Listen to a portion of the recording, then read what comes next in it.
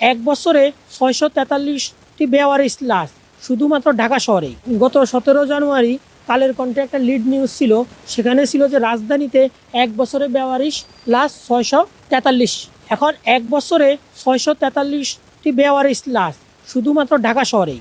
তো এখন সারা দেশে কত মানুষ যে নিখোঁজ হচ্ছে, কত মানুষ যে স্বজনরা খুঁজে পাচ্ছে না।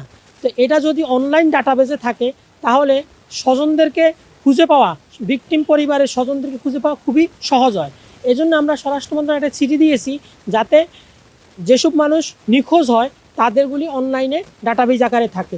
তাহলে যারা গ্রাম পর্যায়ে অথবা ঢাকা শহরে সবাই ওয়েবসাইটে সার্চ করে খুঁজে নিতে পারবে তাদের এই স্বজনরা কোথায় আছে। এক্সট্রিম মশার কয়েল প্ল্যান্ট ফাইবার দিয়ে তৈরি, তাই সহজে ভাঙে না, সুগন্ধিযুক্ত ও নিরবিচ্ছিন্নভাবে জ্বলে। ডেঙ্গু, চিকুনগুনিয়া বাহি সহ যে কোনো মশার বিরুদ্ধে দেয় এক্সট্রিম সুরক্ষা। এখন দেখা যাচ্ছে বেওয়ারিশ লাশও খুঁজে পাওয়া যাচ্ছে না, তখন এই বেওয়ারিশ লাশটাও অনায়াসে স্বজনদের কাছে পৌঁছানো সম্ভব হবে।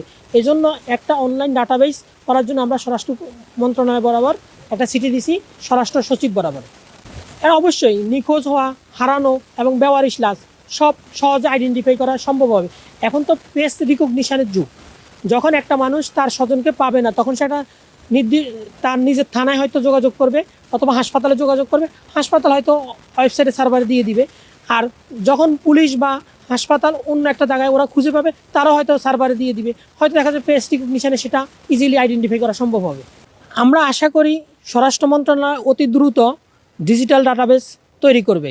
যদি ডিজিটাল ডাটাবেস তৈরি না করে তাহলে আমরা মহামান্য হাইকোর্টের রিট পিটিশনের দ্বারস্থ হব।